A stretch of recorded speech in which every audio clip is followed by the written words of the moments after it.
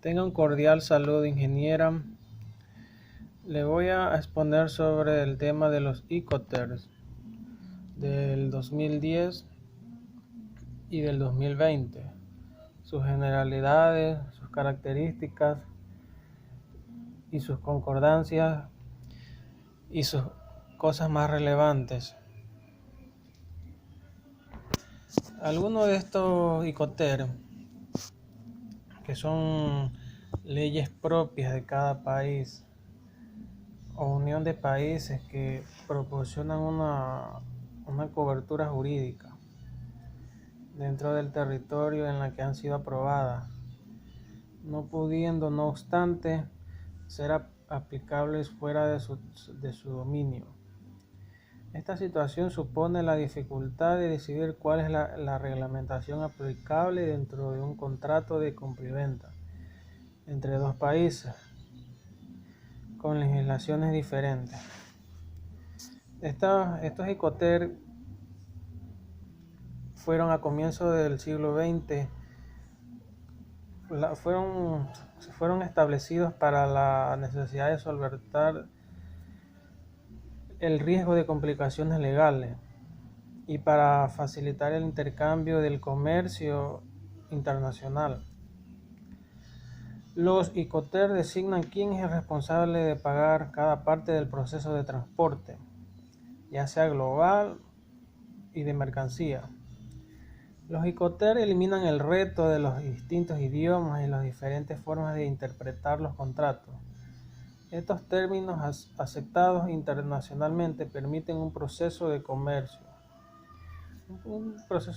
internacional más fluido y utilizando costes y las cláusulas comerciales de los contratos, así como transmitir los riesgos de la compra y venta.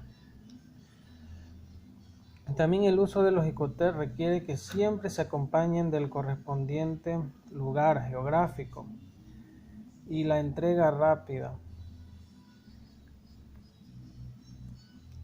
Le voy a leer sobre en este ensayo le voy a leer mi presente desarrollo de los Icoters.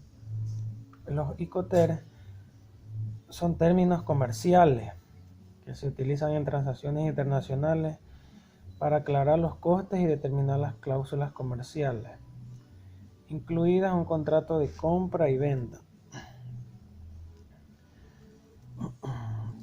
Y su objetivo principal es facilitar la mercancía y establecer la distribución de los costes, así como la transmisión de los riesgos entre el comprador y vendedor. Este es muy importante porque no es obligatorio el cumplimiento, sino una serie de estandarizadas y aceptadas por el comprador y vendedor.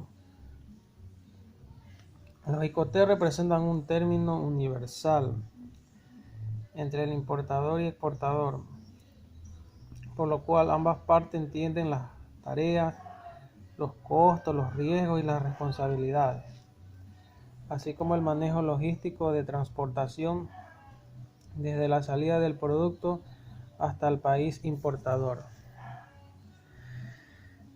Las entregas de mercancía. Dice que es una obligación primordial que tiene el vendedor con la parte compradora. Además existen dos tipos de entrega, que es la directa, que es cuando la mercancía se traspasa directamente al comprador y se rige bajo los términos de E&D. Y la indirecta, que es cuando la mercancía se entrega a un intermediario del comprador, un transportista o un transitorio. Y los términos que se rigen son el F y el C.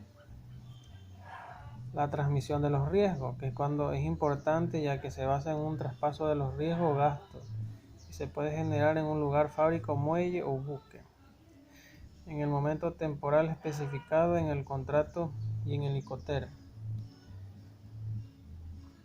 Tercero, la distribución de los costos, que es generalmente cuando el vendedor corre con los gastos necesarios para poner la mercancía a la disposición del vendedor.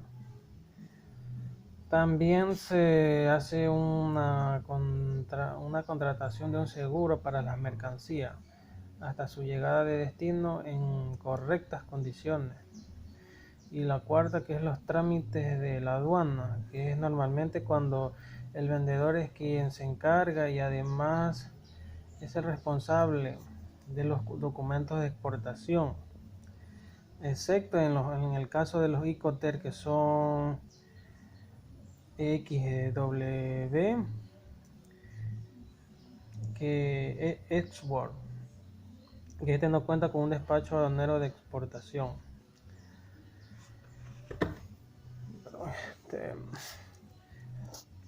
Y los ICOTER 2010, que son términos comerciales que ayudan a interpretar los malos entendidos entre el comprador y el vendedor en un contrato de compra y venta, ya que esto implica también la pérdida de dinero y tiempo, porque en muchas ocasiones la parte de un contrato de compra internacional no tiene conocimientos en la práctica comerciales que se emplean en los respectivos países. Estos fueron publicados por primera vez en el año de 1936 y también fueron revisados en la versión más reciente, que fue en el año 2010. Y es decir que ya entraron en vigor a partir del 1 de enero del 2011, sustituyendo la versión del año 2000. De esta nueva versión se han reducido de 13 a 11 reglas, pero sin embargo los cambios realizados con la desaparición de los 4 términos y la creación de 2 nuevos para la realidad del comercio actual. Entonces, una pequeña definición es que son normas que se rigen bajo las actividades del CPI del negocio internacional, con normas que establezcan y que constituyen uno de los 3 pilares de las actividades del CCI, junto a la promoción de las políticas y la solución de controversias mediante el arbitraje.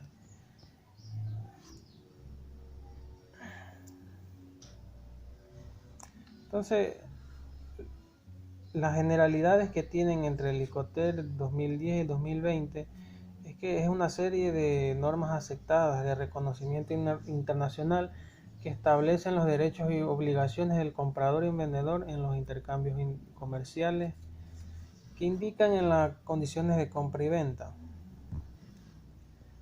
Entonces, ingeniera, la conclusión que yo le puedo dar de este resumen es que los ICOTER son un instrumento más importante a la hora de realizar las exportaciones e importaciones, ya que les permite a los comerciantes de diversos países entenderse los unos a los otros. Y esto también facilita el comercio internacional.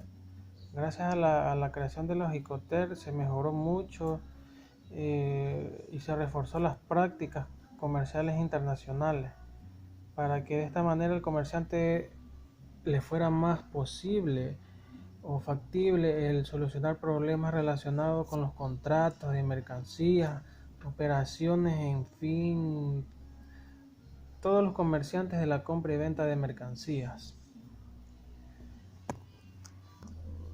Muchas gracias ingeniera por esta pequeña exposición. Espero sea de su agrado.